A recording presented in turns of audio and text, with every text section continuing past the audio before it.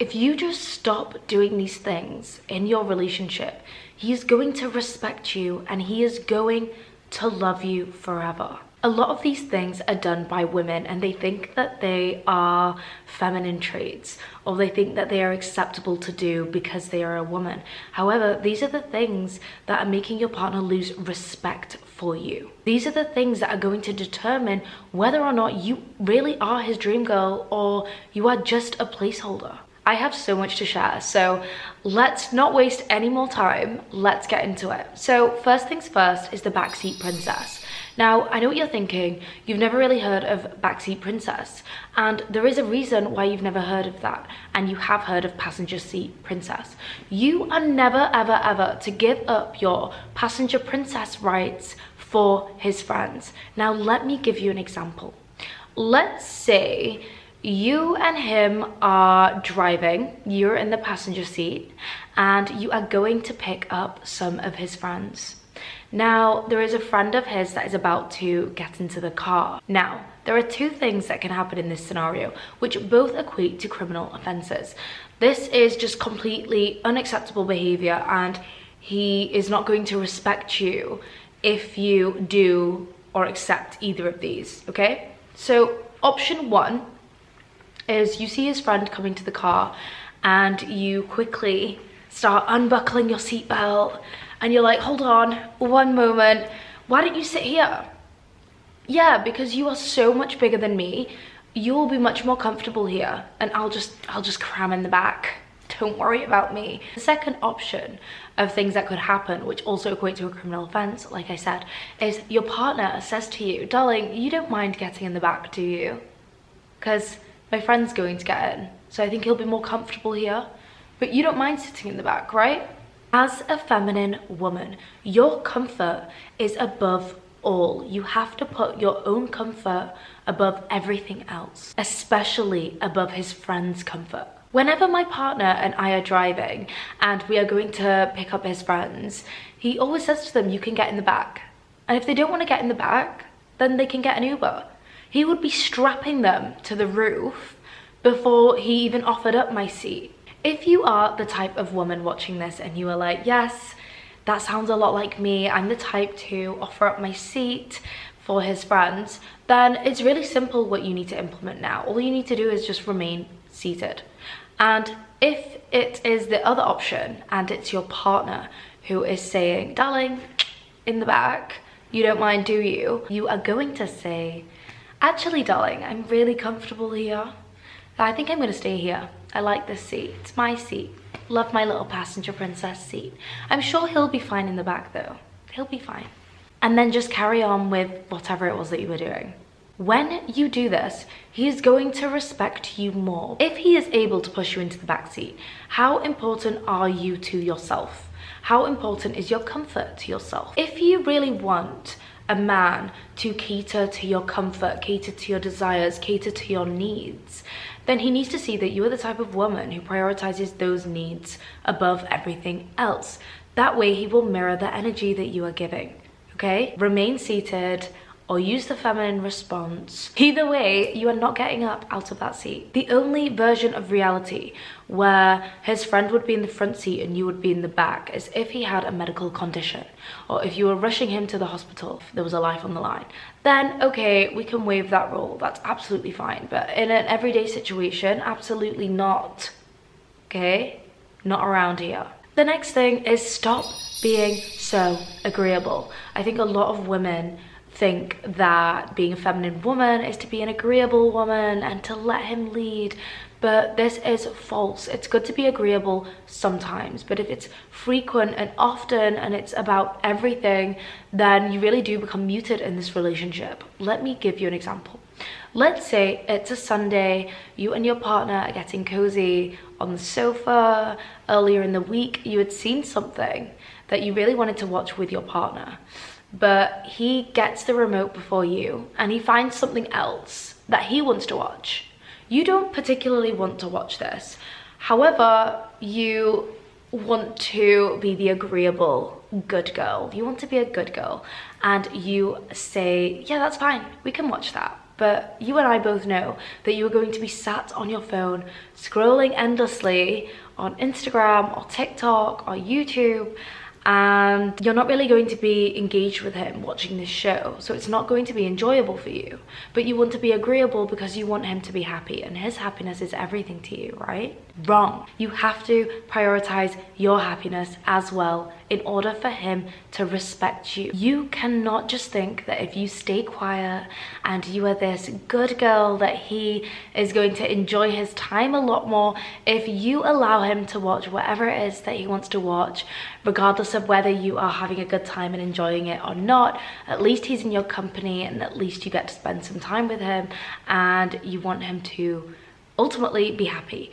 But what you are doing is putting your happiness as secondary, and a man can see when you are putting your happiness as secondary, and what happens is they start to lose respect for you. Trust me, this dynamic does not work in a long-term relationship. You will become a doormat, and he will start to think that you are weak. Think about it. You're always listening to the music that he wants to listen to. You are always going to the places that he wants to go to, never the places that you want to go to. You are always watching the shows that he wants to watch, never the shows that you want to watch. A feminine woman is a powerful woman. She is an influential woman. Her power is found through her ability to lead through her softness. A feminine woman understands the art of persuasion and does it in a way that's so slick it keeps her man constantly on his toes and constantly investing in her. Being a feminine woman does not mean that you have to constantly be agreeable and constantly submitting to your partner's every request and suggestion. Have a voice, speak up. Trust me, he is going to love the fact that you feel confident enough to make suggestions. He will find this new quality about you so attractive, and subconsciously he's going to feel like you both have built a deeper connection because he's seeing a new confident side to you. The next thing is angrily reacting to criticism. You have to understand that sometimes we are critical of the people we love the most, and a lot of the time it's not because we are secret haters, it's not because we hate that person or we're jealous of that person. It's genuinely because we want the best for that person. We want to see them thrive, we want to see them improve, and we want to see them in their best form. And sometimes, okay, a lot of the time, we're not always perfect, and there is always room for improvement. No matter how much work you've done on yourself, or how refined you think you may be, or how smart you may be, there's always something else you can learn. There's always something else you can do. And remember that sometimes the hard truths are the hard truths that only the people that are closest to us can tell us. I get it. Initially, when someone confronts you with something and is criticizing you, you can feel defensive. You feel like you're being attacked. Maybe you start to get really upset, or perhaps you start shouting, or you start giving them the silent treatment. Let me give you an example. Let's say you are quite an anxious and shy person, especially when you are in a large group of people, and you and your partner are at an event together, and you walk in hand, and you see a seat in the corner of the room, and you think, perfect, this is my time to shine. And you head straight over to that seat, and you go and sit yourself down, and you feel comfortable. At least you're out, you've done half of it. Your partner comes up to you and he says, darling, why don't you get up? Why don't you come and socialize? Come with me, it'll be fun. Come on, get out of your comfort zone, get out of your shell. You'll be fine, you're with me. So in this situation, you could go into your masculine energy, and you could say, why are you always on my case? I don't want to socialize, I don't want to talk to anyone. Why can't you just leave me alone? I want to sit here and I want to be on my own. I came, didn't I? At least I came. When you act like this, he's going to lose respect for you, because he's going to think, okay, so you're not open to learning. You're not open to growing. Don't even want to try for me. In life, you cannot be that type of person who is like, this is who I am, take it or leave it. You can't be like that. You can't be that person who's like, I'm a shy person. That's just who I am. You can't be that type of person who's like, I'm lazy, I'm a lazy person. Nobody, not even just a man, but nobody is going to respect you if you come with that type of energy to anything, to a relationship, to your friends, because there's no room for growth. There's no room for change. It's take me as I am or not at all. And it's not good enough. So, of course, instead, you are going to go into your feminine energy and you are going to take his hand and say, you know what, baby? You're right. Let's go together. I'll feel so much more confident and safer if I'm with you. And I think that way it's going to be so much easier. I feel so much more comfortable when I am with you. Understand that if your partner is critiquing you and he is encouraging you to do something or encouraging change, usually it comes from a place of love. He wants you to push yourself to get the most out of the experiences that you both get to share together, or the experiences that you have individually. I get it, it might be difficult at first to have this push, but once you eventually overcome this fear, you are going to feel so much more confident, and you're going to feel so much more relaxed and happy, and you are going to associate those feelings to him, because he is the one who has helped you. He's the one who's pushed you and guided you to make that decision. Now you are going to associate that accomplishment with him, deepening your bond and strengthening the respect that you have for each other in the relationship. The next thing is turning gifts into debts. So many women find it so difficult to receive a gift. They don't actually know how to receive things from a man. Let me give you an example. Let's say it's your birthday and your partner has gone out and he's surprised you and he's bought you this amazing and beautiful, expensive gift. Many women in this scenario look at the gift and they start to panic because they're thinking, oh my gosh, what am I supposed to get him now for his birthday? Why did he get me this? What can I get him for his? How am I going to get the money for this? How am I going to do this? How am I going to do that? And they're not actually enjoying the moment of just enjoying the gift. They are unable to graciously receive. So instead they're thinking, well, how am I going to match this gift for his birthday? How am I going to be able to do that? What should I get him? What do I think he would like? Oh my gosh, it's too much. I can't accept it. His gift is amazing. What if my gift isn't that amazing for him? And what if he doesn't like it and then he doesn't love me as much? Or he thinks I don't care about him at all? And you do this all whilst not actually being able to enjoy the moment. Accept the gift for exactly what it is, a gift. A gift does not mean that you now are in debt to your partner. A gift is not a debt. A gift is exactly what it is, and a gift is a gift. That's it. Accept graciously. Trust me, your company and your reaction alone will be enough to fill his heart with so much joy, so much pride, and so much happiness. Masculine men love and respect a woman who can graciously receive. And that's the thing, a lot of women want things, but they don't know how to receive things. Which leads me into my next point, which is welcome the help. A masculine man who loves you and adores you, obviously, wants to feel like he has a role to play in your life. A man who has a role to play in his woman's life feels like he has a purpose in life, and that is going to keep him continuously interested and invested in her. But how do you give him a role to play in your life?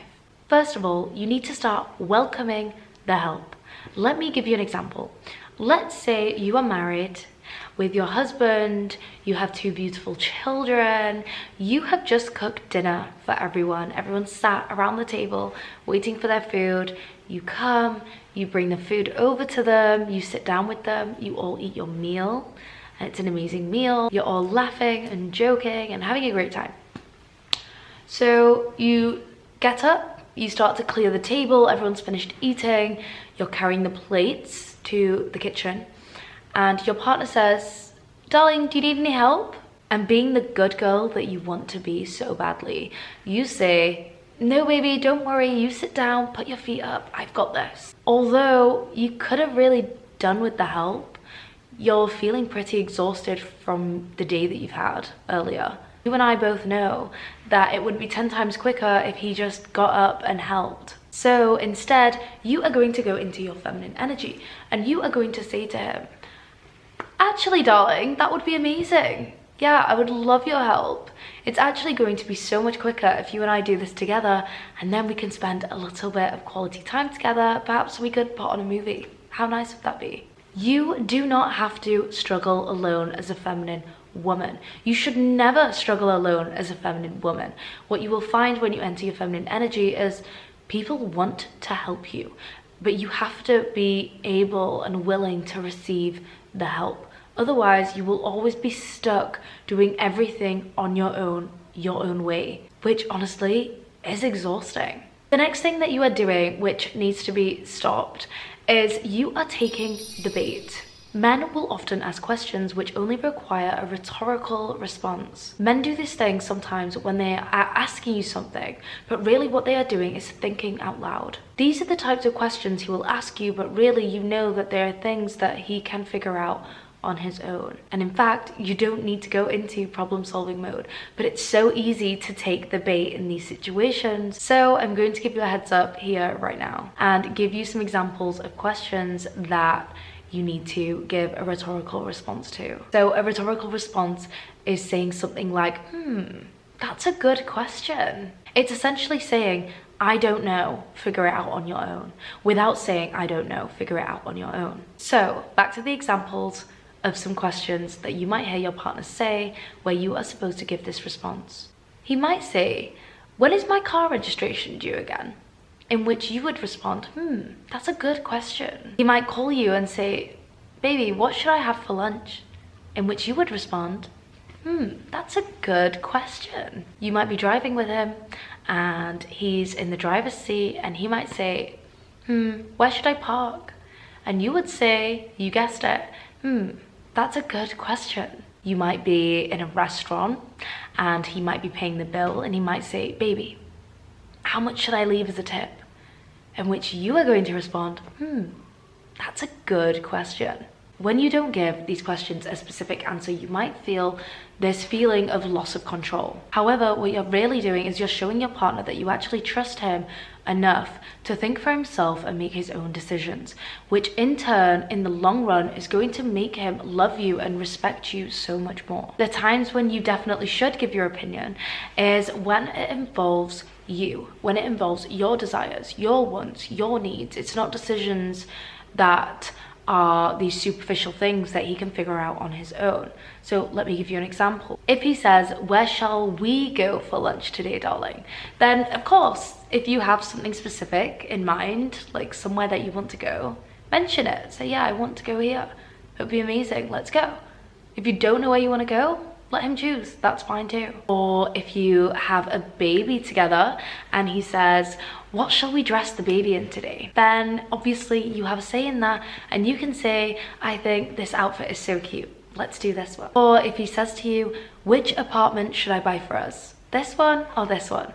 In that situation, definitely you can express what it is that you actually want and you can answer the question and give your opinion. There are other times when he might ask you a question, but he's not looking for your opinion, he's looking for your encouragement. Let me give you an example. Let's say he is in the garden and he is trimming the hedges in the garden and he knocks on the window and he's like, baby, look, what does it look like? Is it good? In response to that, you're supposed to give him encouragement and you are supposed to say, yeah, it looks so much better. You have done such a good job. So much cleaner now. Thank you, baby. Ultimately, in the long run, he will love you and respect you more when he feels that you trust him enough to let him make his own decisions, his own choices. So that is a wrap for today's episode. I really hope you enjoyed this episode and I hope that you found these points really helpful. If you enjoyed this episode, please make sure to subscribe and click the thumbs up down below. Until next time, mwah, I love you. Bye.